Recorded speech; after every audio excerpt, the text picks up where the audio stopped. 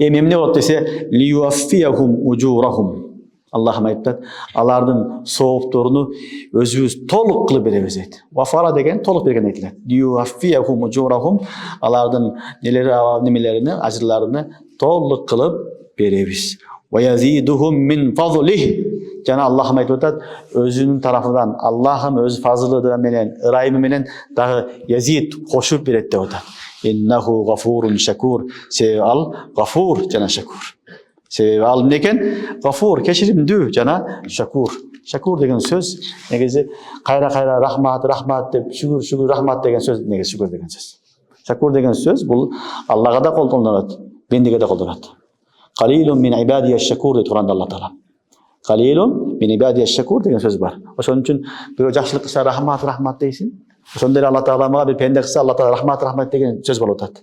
Tushundasыңарбы? Бул деген сөз Аллах Таалам жакшылык кылган инсандардын жакшылыгын кадырлайт деген сөз. Түшүндүңөрбү? Аллах кадырлаган үчүн ваязидухум мин фазлихи өзүнүн тарафынан эмне кылат? Эсе кылып кошуп берет. Түшүнүктүбү? Демек жакшы амал кылдың, жакшы иштерди кылдың, ихлас менен аткардың, юаффияхум мужурахум, Аллах алардын амалдарын эмне кылат экен? Толугу менен биле соогуну Toğlu bilen berbestен ilal bereşen zat ve yaziduhum min fadlih. Gördüңөрбү? Özün tarafından koşup da beret. Ve yaziduhum min fadlih, özün tarafından Allah'ım koşup da beret deydi. Ve yaziduhum min fadlih degende ulamalar bir tefsiri manası adam kıska möhnöt kamal kılat, Allah Teala esep kitepsiz ayağı çok soğup beret deydi. 60 yıl, 70 yıl yaşap biraz bir amal kılasın jakşılık. Allah oşoğu jaraşıp soğup berip koybaydı. Eğer Allah Teala kılgan amalına jaraşa dese anda biz beyişte bir günge turgana tuzbu tatsızbı Allah bilet. Turabı? Jıttavaylı ketip kalışı üzere mümkün. Büt dese. Biroq Allah Teala mendesin jakşı görgön üçün kıska mönötte eptep kılgan amalıga ne kılat? Ese kılıp soğuptu berip atat. Jana tübölükke berip atat. Ve yaziduhum min fazlihinin bir manası şu. Düşündüңөрбү? Ekinci manası Allah Subhanahu wa Taala özünün didarını gösterdi deydi. Jakşı amal kılgan adamlarga Allah Taala yaziduhum min fazlihi özünün didarında yüzünü görsetip nasip kılat. Kıyamatdagi en çoğ nimet Allah'ın didarını görü. Kıyamatdagi en çoğ nimet neken? Allah'ın didarı, Allah'ın yüzünü görü, Allah'ın zatını görü en çoğ nimet.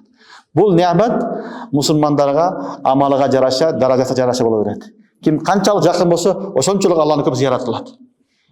Kim alыс bolsa, alsırak bolat. Wujuhu yawma izin nazira ila rabbiha nazira.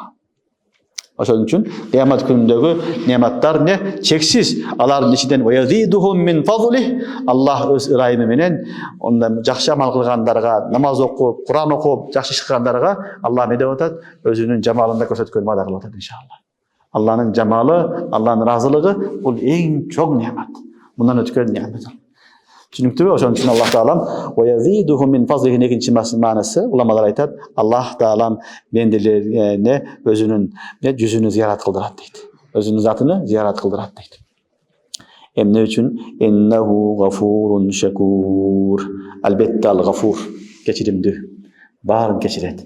Bendesi kança amal jakşılık kılsa dagın hata kılaveret. Biroq Allah'ım ne kılat? Keçirip turat. Keçirevçi şakur alarının kılgan işlerini kadırlaydı. Alarını kadırlap, ese kılıp köbeytip beredi.